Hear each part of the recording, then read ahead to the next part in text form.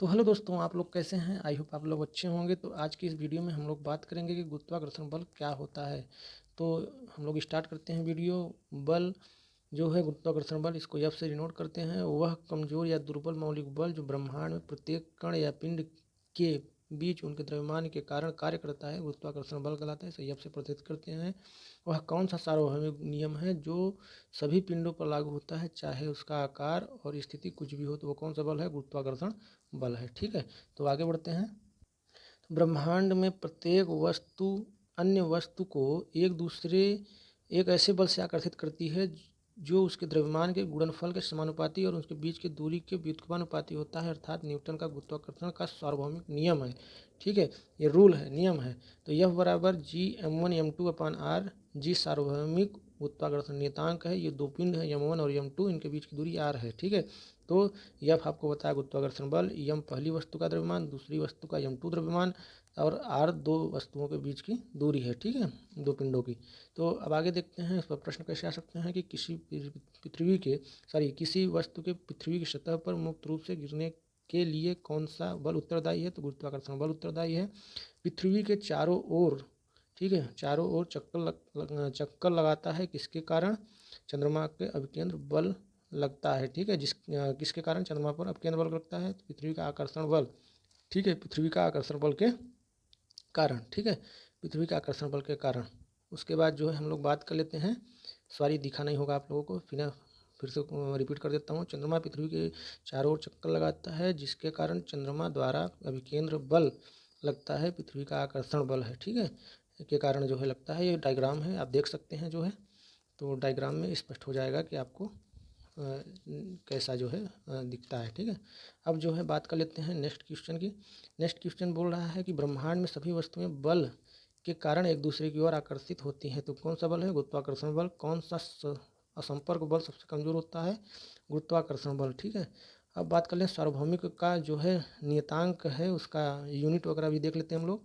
तो इसका मूल्य पूरे ब्रह्मांड में नहीं बदलता है, यानी वो स्थिर रहता है। ठीक है, तो यह एक अदिश राशि है। जी का मान होता है 6.67 इंटू 10⁻11। ठीक है, न्यूटन मीटर स्क्वायर प्रति किग्रा स्क्वायर। ठीक है, जी का मूल्य उसके द्वारा किसके द्वारा स्थापित किया गया? तो हेनरी कैवेडिश के द्वारा। ठीक है, जब वस्तुएं गुरुत्वाकर्षण बल के प्रभाव से गिरती हैं तो उससे कहते हैं मुक्त पतन या फ्री फॉल कहते हैं। ठीक है, उसके बाद जो है हम लोग बात कर लेते हैं कि जब दो वस्तुओं में एक वस्तु पृथ्वी हो तो कौन सा बल महसूस होता है? गुरुत्वाकर्षण बल। ठीक है, और गुरुत्वाकर्षण बल केवल आकर्षण बल है। ठीक है, ये भी इंपॉर्टेंट हो जाता है एग्जाम पॉइंट ऑफ व्यू से। अब जो हम लोग देख रहे हैं गुरुत्वाकर्षण और जी में संबंध, या फिर जो भी संबंध है वो चीज़ देख लेते हैं। जी और गुरुत्वीय त्वरण में जी का मान अलग अलग जगहों पर अलग अलग होता है। यह एक अदिश राशि है, सदिश राशि है। पृथ्वी की सतह पर इसका मान 9.8 मीटर पर सेकंड होता है। मुक्त रूप से गिरने पर किसी वस्तु का महसूस किया गया त्वरण क्या कहलाता है? गुरुत्वाकर्षण त्वरण कहलाता है। ठीक है, अब गुरुत्वीय त्वरण जी का मान, आगे बढ़ते हैं थोड़ा सा, उसके बाद जो है हम लोग बताते हैं। ठीक है, तो गुरुत्वीकरण जी का मान ध्रुवों पर क्या होता है? सबसे अधिक होता है। ठीक है, ध्रुवों पर भूमध्य रेखा पर मान सबसे अधिक होता है। दोनों जगह होता है गुरुत्वाकर्षण, भूमध्य रेखा पर और ध्रुवों पर। जब हम भूमध्य रेखा से ध्रुवों की ओर जाते हैं तो जी का मान बढ़ता है। ठीक है, यदि हम पृथ्वी की घूर्णन गति को बदलते हैं, बढ़ाते या घटाते हैं, तो भी जी का मान बढ़ने पर बढ़ता है और जी का मान घटने पर घट जाता है। ठीक है, जब हम पृथ्वी की सतह से ऊपर की ओर जाते हैं तो जी का मान घट जाता है। ठीक है, आगे देखते हैं हम लोग। जब हम पृथ्वी की सतह से नीचे की ओर जाते हैं तो जी का मान घट जाता है।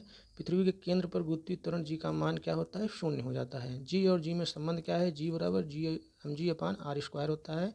यदि पृथ्वी का द्रव्यमान या किसी ग्रह का द्रव्यमान यम और तथा त्रिज्या आर हो तब। ठीक है, उसके बाद जो फाइनली जो है यफ आएगा, यफ बराबर यम, और यम बड़ा यम बटे r² हमको बताया। द्रव्यमान यम बड़ा वाला है, त्रिज्या आर है, और एम जो है द्रव्यमान है किसी वस्तु का। ठीक है, तो आई होप आप लोग समझ गए होंगे इतना, और आसान से शब्दों में ये सारी चीज़ें जो हैं भली भांति आप लोग समझ पाए होंगे। ये डायग्राम है तो आप सब देख सकते हैं। बेसिकली ये जी तथा जी में संबंध हो जाएगा। ठीक है, जी बराबर mg अपन आर स्क्वायर, ठीक है। तो बहुत और द्रव्यमान जो है क्या होता है, ठीक है।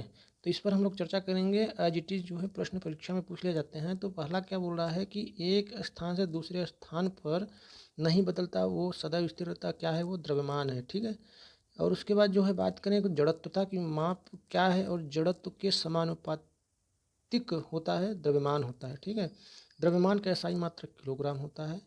एक बल जो लंबवत नीचे की ओर कार्य करता है उसे भार बोलते हैं, क्या कहलाता है, भार। भार बराबर W बराबर mg, ये सूत्र होता है। इस पर आधारित प्रश्न पूछे जाते हैं अक्सर। m द्रव वस्तु का द्रव्यमान है, g पृथ्वी का गुरुत्वीय त्वरण है, और भार की SI मात्रक जो है क्या होता है, न्यूटन होता है।